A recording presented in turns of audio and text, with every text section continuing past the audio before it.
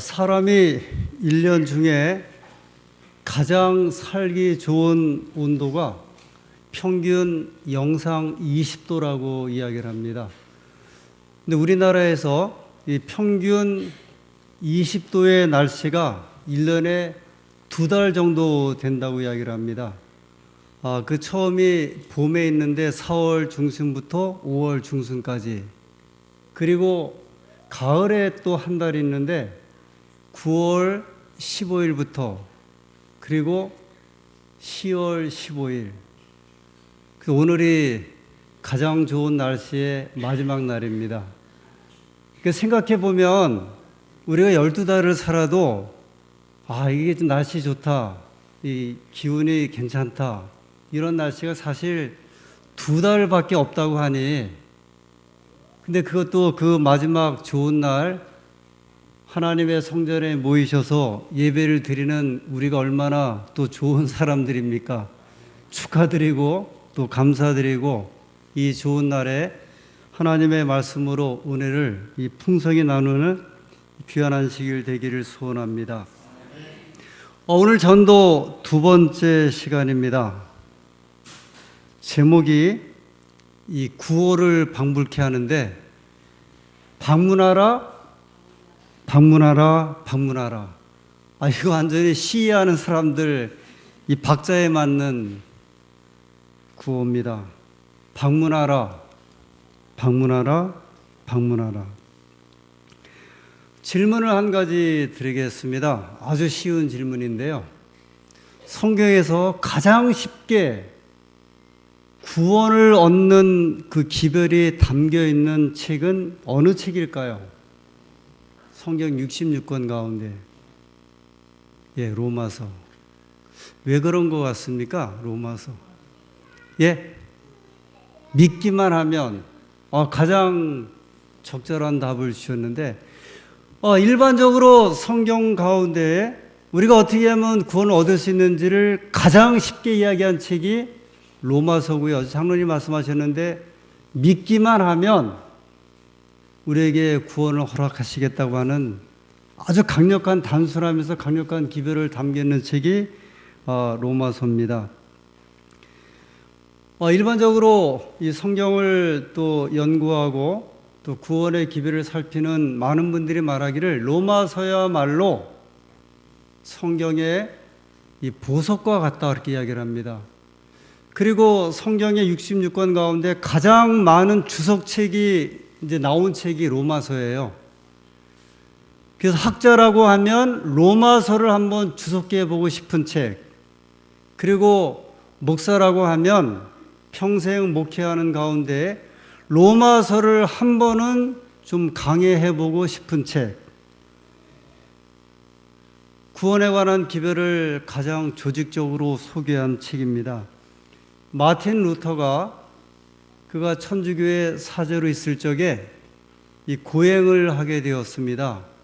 이 빌라도의 계단을 그가 이제 올라가는데, 대개 이제 천주교 신부들 또는 신자들, 신실한 신자들이 이 성지순례를 가게 되면 특별히 이 빌라도의 계단이라고 하는 그 계단이 있는데요. 사실 이 계단은 없는 계단인데, 이제 만들어 놓은 계단인데, 이 계단을 무릎으로 이렇게 이제 걸어서 올라갑니다. 무릎으로요. 우리 연세 드신 분들은 저희 교회 2층을 올라오시는데도, 두 발로 걸어 올라오시는데도 얼마나 힘들어요. 근데 그것을 무릎으로 한번 좀 걸어서 와 보세요. 이게 보통 아프고 힘든 게 아니거든요. 이제 그러면서 무릎으로 이렇게 하나씩 올라올 때마다 아마 이렇게 염주를 돌리든지 그러면서 기도하면서 올라오게 되는데, 이 고행을 이제 강조하는 건데요. 마틴 루터가 그 계단을 올라오는데, 사실 그 계단을 무릎으로 올라온다는 이야기는 이 내 고행을 통해서 일종의 행함으로 구원받는 경험을 하는 거죠. 그것을 무릎으로 올라오면서 번개같이 머릿속에 스쳐가는 말씀이 있었습니다.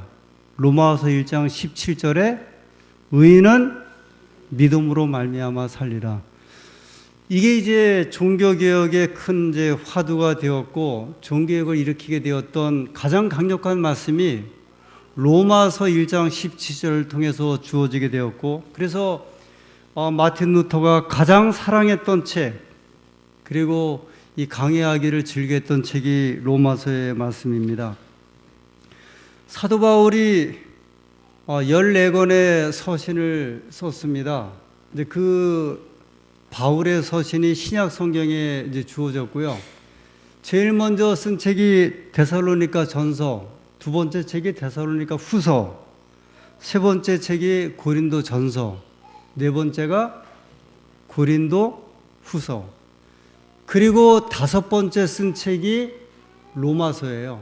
그런데 신약 성경을 이렇게 편찬할 때는 바울이 기록한 다섯 번째 책 가운데 로마서를 다섯 번째 두지 아니하고 제일 첫 번째 뒀습니다. 마태, 마가, 누가복음, 요한복음, 그 다음에 사도행전. 그리고 바울이 기록한 책 첫 번째 책이 데살로니가 전서인데 데살로니가 전서를 첫 번째 책으로 두지 아니하고 무슨 책을요? 로마서를요. 그러면 이건 무슨 이야기예요? 바울이 기록한 책 가운데 이 첫 번째로 수위에 둘 만한 책은 무슨 책이란 이야기예요? 로마서다.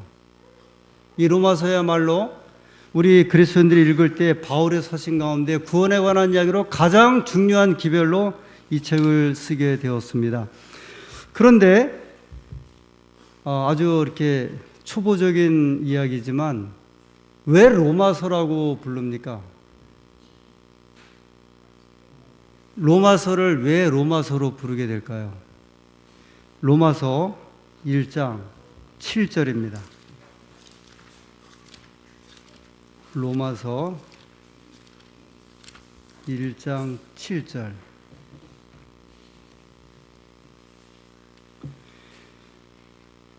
로마에 있어 하나님의 사랑하심을 입고 성도로 부르심을 입은 모든 자에게 하나님 우리 아버지와 주 예수 그리스도로 조차 은혜와 평강이 있기를 원하노라.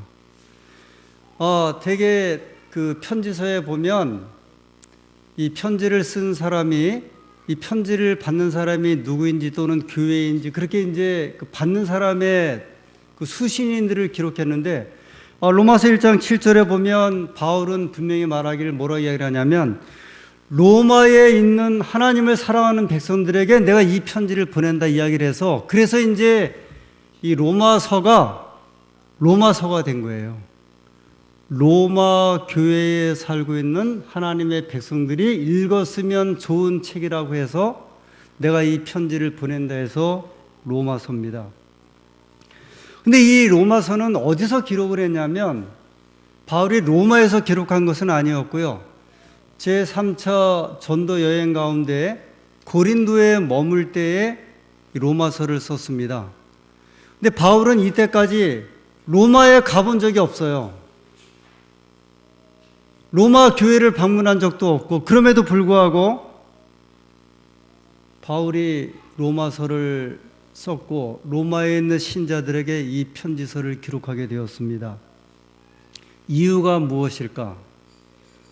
당시 로마는 로마 제국의 수도였습니다. 지금도 로마예요. 이탈리아의 수도 로마입니다. 그 로마예요. 2000년이 지나도록 로마입니다.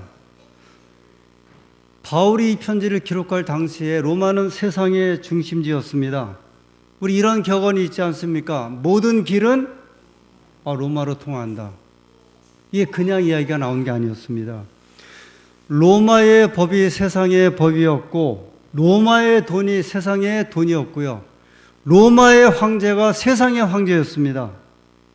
그런데 바울이 1차, 2차, 3차 전도여행을 하면서 이 박해와 핍박을 많이 받았는데 특별히 유대인들에게 핍박을 많이 받았습니다. 그래서 이 로마서 15장 31절에 보면 내가 유대에 있는 백성들에게 혹시 유대인들에게 이 개심하지 아니한 유대인들에게 혹시 내가 죽임을 당할지 모르니 나를 위해서 기도해 주십시오 이야기할 정도로 이 바울이 어려움을 많이 겪었습니다. 그래서 바울의 소원이 하나 있었는데요. 로마에 가서 직접 복음을 전하고 싶었는데 내가 이 복음을 전하러 가지 못하고 혹시 유대인들에게 죽을까 봐 나를 위해서 기도해달라고 권면한 다음에 그 다음에 쓴 책이 뭐냐면 로마서에 있는 말씀이에요.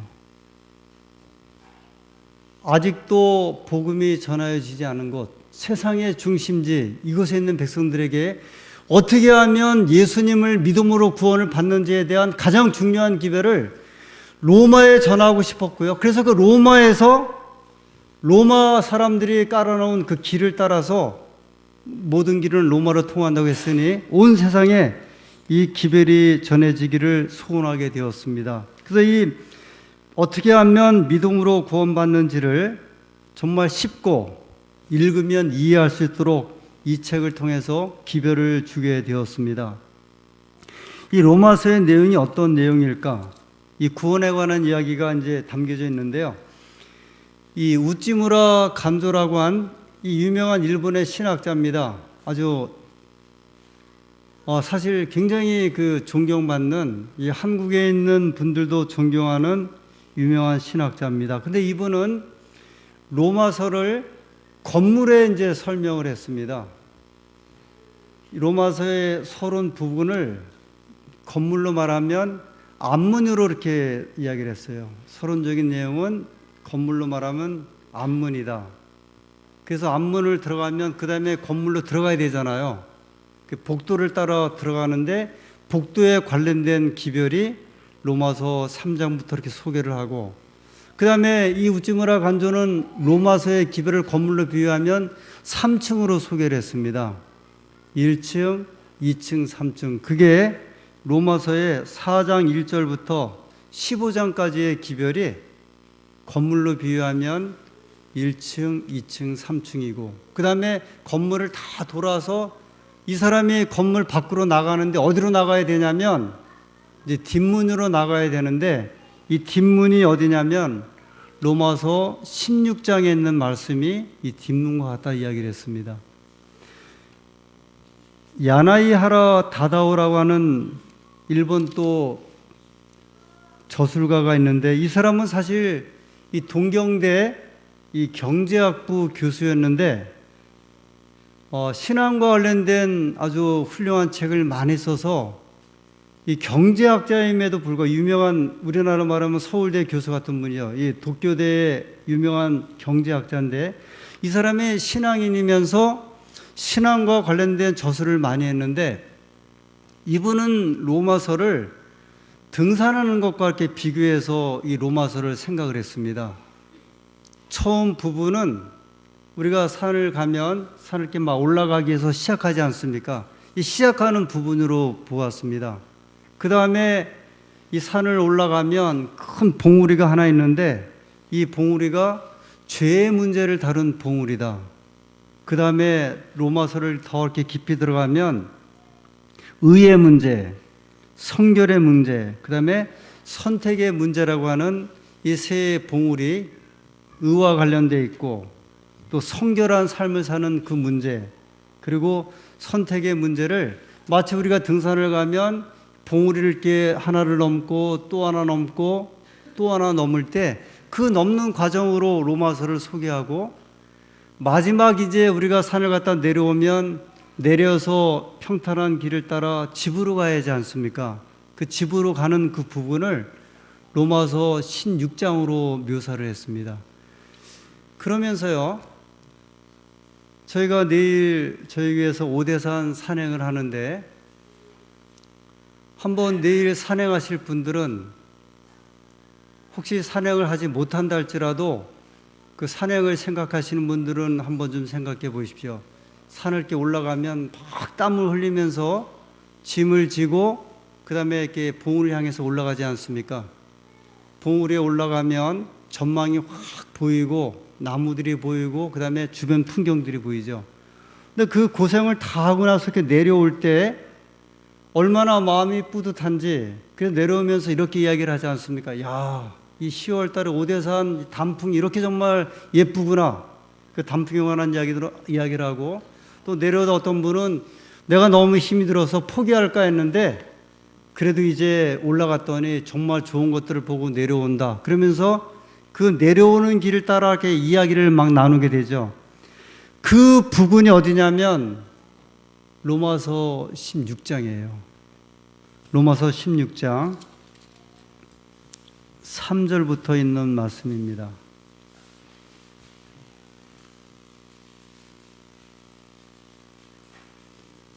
너희가 그리스도 예수 안에서 나의 동역자들인 브리스가와 아굴라에게 문안하라. 오늘 그 말씀의 제목처럼 그냥 방문하라 그렇게 한번 읽어주세요. 방문하라.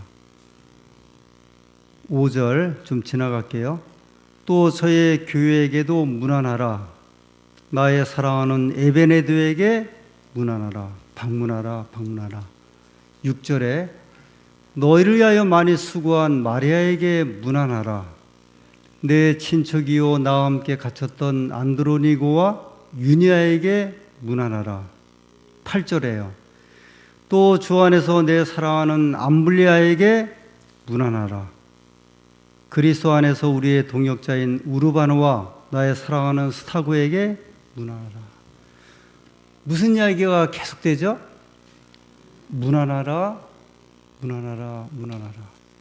여기 로마서 16장에 문안하라고 하는 이 말이 22번 등장을 하고요. 문안하라고 하는 대상자가 26명이 등장을 해요.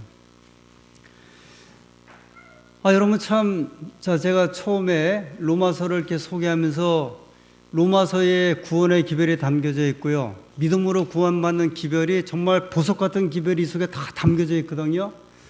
근데 이 말씀의 결론을 짓는 부분에 바울이 권고하기를 이 편지를 가져가는 사람에게 브리스길라와 아굴라에게 문안하라, 교회에 문안하라, 에베네도에게 문안하라. 그러면서 계속적으로 무슨 말을 강조하냐면 문안하라, 문안하라, 문안하라. 여기 명단에 보면 로마 사람의 이름이 나오고요. 노예 소유주가 나오고 노예의 이름이 나오고 유대인의 이름이 나오고 헬라 사람의 이름이 나오고 로마 사람의 이름이 나오고 남자의 이름이 나오고 여자의 이름이 나오고 이 안에 있는 이 기별을 보면서 왜 바울이 이렇게 이 중요한 편지를 쓰고 나서 22번씩이나 26명의 이름을 부르면서 그들에게 문안하라, 문안하라. 이 문안하라고 하는 말은 한국적 표현하면 어른에게 안부를 좀 물어봐라, 이제 그런 말이기도 하고요. 저희 교회에서는 방문하라, 이제 그런 표현이 되고, 일반 개신교에서는 주일교회에서는 이제 신방하라, 이제 그런 표현입니다. 근데 왜 바울이 이 중요한 구원에 관한 기별을 편지서를 쓰고서 그 마지막 가장 중요한 결론에 끊임없이 말하기를 문안하라, 문안하라, 문안하라 했을까? 여러분, 만약에 이 중요한 기별이요, 저 로마에 있는 백성들에게 누구누구에게 전해지지 않으면 이 로마서의 기별이 의미가 있습니까? 없습니까? 전혀 의미가 없어요. 아무리 좋은 말이라 할지라도 이 말을 받는 사람들이 없으면은 로마서를 기록한 바울의 의도가 소용이 있습니까? 없습니까? 소용이 없어요. 아무리 믿음으로 구원받는다 할지라도 이 편지를 받는 사람들이 없으면, 이 편지를 읽고 감동하는 사람이 없으면 아무 소용이 없어요. 그래서 바울은 강조하기를 계속해서 뭐라고 이야기를 했냐면 로마에 있는 사람들에게 내 이름을 가지고 문안하라, 문안하라. 그러면 여러분, 이 편지서를 가지고 로마에 있는 26명의 사람들이 있는데 이 편지를 가지고 이제 심부름꾼이 이제 가게 돼요. 그러면 내가 바울의 이름으로 문안합니다. 그러면 가서 뭐 가지고 문안하겠어요? 내가 사람을 보냈거든요. 제가 여기서 어느 장로님에게 어느 신자를 좀 만나십시오. 그래서 만나라고 할 때 뭐라고 이야기를 하겠습니까? 네, 박 목사가 이러이러이러한 내용을 가지고 좀 나를 대신해 보냈는데 이런 내용입니다. 바울이 로마에 있는 백성들에게 기별을 전할 때 빈손으로 보낸 것이 아니고요. 로마서에 있는 믿음으로 구원받는 기별을 다 적어서 이 기별을 가지고 로마에 있는 사람들에게 기별을 만나게 하면서 여러분, 예수님을 믿으면 구원을 받습니다. 그러니 이 편지서를 읽고 믿음 없는 기별을 좀 받아들이십시오. 그러니까 빈손으로 간 것이 아니었고요. 이 편지서를 가지고 간 사람들은 정말 믿음으로 구원받는 기별을 가지고 들어간 거예요. 그런데 제가 이 로마서에 있는 말씀을 이렇게 여러 주석을 보는 가운데 재밌는 이야기가 있는데, 많은 이 신학자들이 로마서 16장은 바울이 보낸 로마에 보낸 편지서가 아니다 그렇게 생각을 해갖고 이 편지서를 16장을 띄어내려고 했어요. 왜 이런 현상이 벌어졌냐면 로마서 1장부터 15장까지 보니까 정말 구원받는 기별을 그 바울이 정말 감동적으로 기록했는데 16절에는 무슨 이야기만 나오냐면 방문하라는 이야기만 나오거든요. 이게 지금 마음에 안 드는 거예요. 아니, 바울은 분명히 15장 마지막 절에 보면 하나님의 이름으로 권면한다고 아멘 그러고 편지서를 마쳤는데 16장에 왜 느닷없이 수많은 사람들에게 문안하라고 하는 기별을 이렇게 썼을까? 그래서 많은 신학자들이요, 16장은 바울이 기록한 것이 아니다 그렇게 생각을 했어요. 독립된 편지 누군가가 여기다가 붙여갖고서 포함했을 것이다.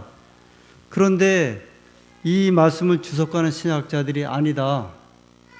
왜 바울이 수많은 로마에 있는 사람들에게 문안하라고 기별을 했냐면 로마서의 중요한 기별이 이 속에 담겨있기 때문에 이 편지를 받아야 할 사람들이 있다는 거예요. 이 사람들이 분명히 로마서의 기별을 읽어야 이 말씀에 의미가 있다. 그래서 이 말씀을 문안하라. 저는 오늘 말씀에 대한 제목을 방문하라. 제가 왜 무슨 의미로 이 방문하라고 하는 기별을 제목을 이렇게 잡았을까? 여러분, 우리에게 수많은 전도 방법이 있죠. 사람을 영혼을 구원하는 방법이 있는데 저희가 경험해 본 가운데 가장 확실하고 효율적인 기별은 사람을 직접 만나서 방문하는 겁니다. 사람을 직접 접촉하는 교회가 영혼 구원하고 사람을 직접 만나지 않으면 영혼 구원을 할 수가 없습니다. 사람은 저마다의 추억이 있는데 제가 종종 교회에서 이렇게 같이 방문을 다니고 또 이렇게 무슨 산행을 하고 또는 이야기를 하다 보면 사람은 저마다의 추억이 하나 있는데 어떤 분은 이렇게 늘 만나면 어릴 적 신앙의 추억을 이렇게 이야기를 하는 분이 있어요. 내가 어렸을 적에 또 청년 때 그 신앙. 그래서 이렇게 보면 나이가 60, 70이 돼도 어릴 적이나 청년 적 그 신앙이 그 생애를 전부를 이렇게 이제 또 대신하는 경우가 있습니다. 어느 분은 내가 어느 교회에서 신앙할 때 그때의 추억을 지금도 계속 이야기하는 분이 있습니다. 제가 어느 교회에서 목회할 때 이제 좋은 식당에 아주 맛있는 곳에 이렇게 연세 드신 어른들을 이렇게 모시고 왔는데 한 어른이 이렇게 음식을 드시면서 뭐라고 그러시냐면 저희는 지금 아주 맛있는 음식을 대접해서 드시라고 했는데 칼국수였다고 하면요, 내가 옛날에 먹었던 칼국수가 맛있었다고. 즉 연세 드신 분들은 그렇게 하시면 자녀들에게 욕먹어요. 정말 맛있는 걸 지금 대접하고 있는데, 근데 어느 분은 이제 목사가 좋은 데를 같이 여행을 가고 있는데요, 옛날에 어느 목사하고 여행했던 이야기를 하시더라고요. 그때가 좋았다고. 그러면 욕먹습니다. 근데 그게요, 나쁜 게 아니라 옛날 추억 때문에 그래요. 근데 저도 목회하면서 옛날 추억이 이렇게 많이 나더라고요. 제가 욕먹을 거 각오하고 옛날 추억을 좀 한번 이야기를 할게요.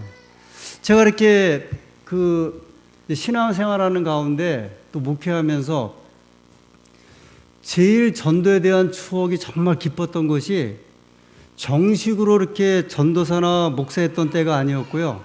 학생 전도사 때였어요. 학생 때 이제 저희 교회도 학생 전도사가 그렇게 그 전에 오지 않았습니까?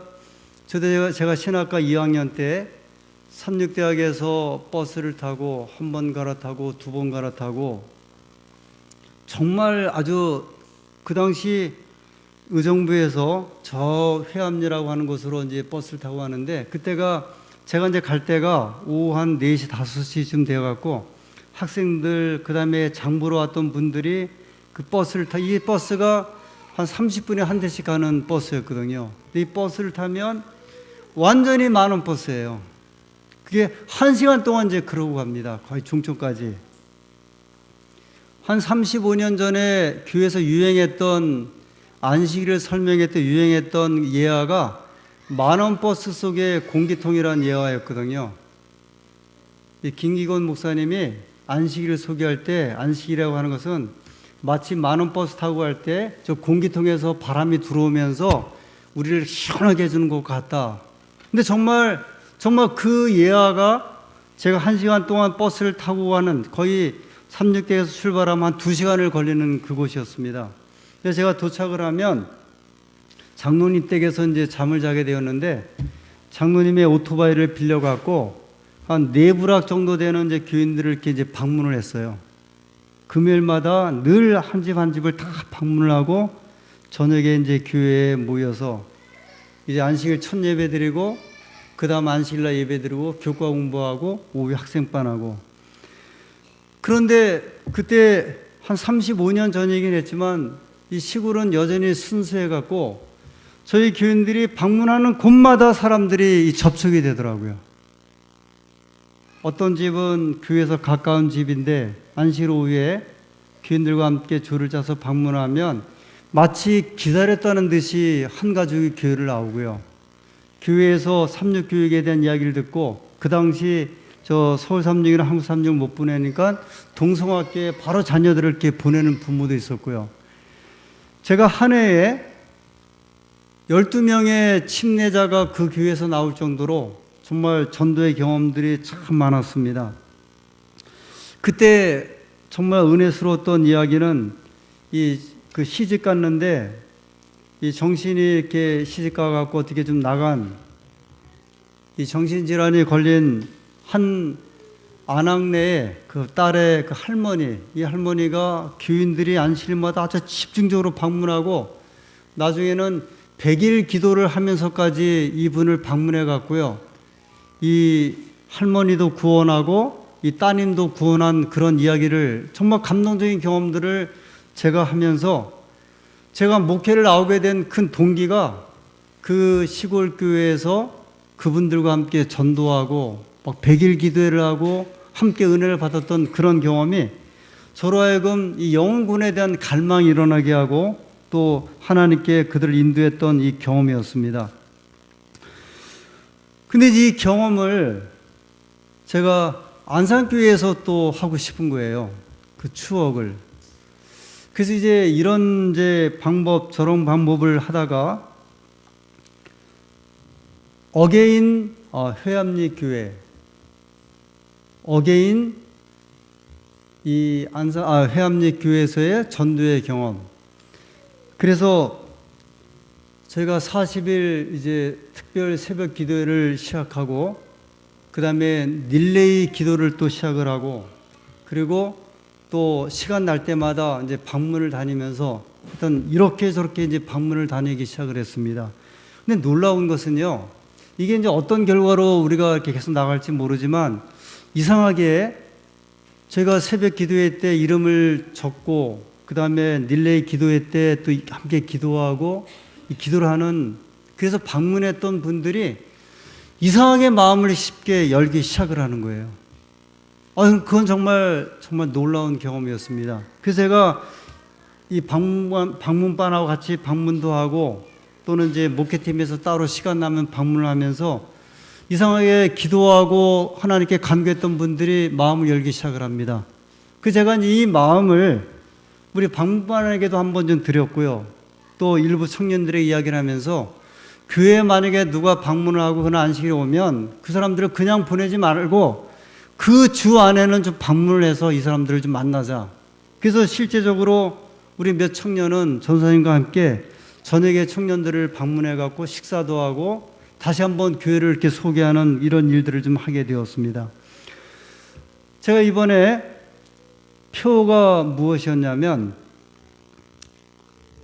이 안산교회의 모든 교우님들의 가정을 한번 이렇게 좀 뒤집어 엎어보자. 한번 좀 뒤집어 엎어보자. 그리고 호세아 10장 12절에 너희 묵은 땅을 기경하라 이렇게 말씀이 나와요. 너희 묵은 땅을 기경하라. 그래서 교회에 묵은 백성들을 한번 좀 기경하자. 이 기경은 갈아엎는 거거든요. 갈아엎으려면 농사를 해보신 분들은 알지만 땅에 힘을 받으려면 깊고 넓게 땅을 이렇게 갈아엎어야 돼요. 그래서 이번 기회에 우리 모든 교우님들의 가정을 넓고 깊게 한번 좀 갈아엎어보자. 그래서 어린아이로부터 노년에 이르기까지 한번 좀 갈아엎어보자는 거예요. 근데 목사가 또는 교우님들의 가정을 갈아엎으려면 어떻게 해야 돼요? 할 수 있는 방법은요, 방문하는 거거든요. 그래서 지금 40일 동안에 어떻게 살아도 우리가 좀 한번 갈아엎어보자.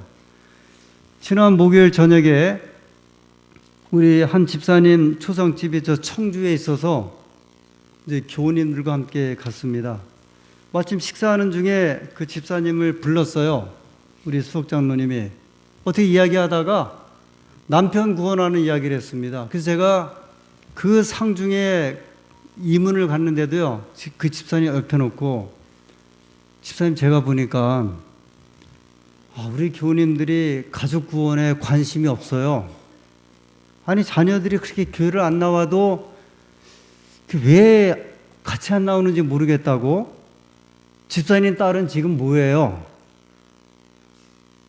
그랬더니 이 목사님 그냥 그게 아니라 막 뭐 바쁘고 분주하고. 근데 솔직히 내가 보니까 집사님이 안식일날 자꾸 빠지려고 하니까 내가 빠지면 자녀 데리고 오면 자녀는 나오는데 나는 또 안 나올 수 있고. 그래서 지금 핑계 삼아 구원하는 거 아니에요. 말하지 않잖아요. 초상집에서요, 한번 땅을 한번 깊이 좀 갈아본 거예요. 근데 제가 이렇게 곰곰이 생각해 보면 그러지 않습니까? 우리의 수많은 자녀들이 또는 가족들이 있는데 여기 이야기 들어보면 신앙했던, 그래서 이런 이야기 종종 하시더라고요. 옛날에 교회에서 학생들 때 막 열심히 교회에 다니고 그랬는데 이 청년들이 지금 어디가 있는 거예요? 이 가족들이 지금 어디가 있습니까? 우리의 땅들이 계속 지금 묵혀 있거든요. 그래서 저는 제가 좀 나이가 먹고 이제 원만해지면서 이 목회의 경험을 이렇게 원만하게 이렇게 좀 둥글둥글 하겠다, 좀 편안하겠다 생각을 했는데, 제가 생각해 보니까 그렇게 해서는 안 되겠더라고요. 이번 40일 특별 기도회에 하나님께서 저에게 많이 꾸짖었어요. 너무 안산교회 교우들을 묵혔다. 너무 묵혔다. 그래서 잡초가 나갔고요. 잡초가 막 뒤덮여갔고요. 어떤 신자는 한 6개월 안 나왔는데 하나님의 교회에 그냥 그 전도를 받아갖고 저희가 만났는데 안상홍님 그래요. 저는 계속 안상홍이가 그러는데요. 이 사람은 안상홍님 그러더라고요. 여러분, 우리의 자녀, 이웃,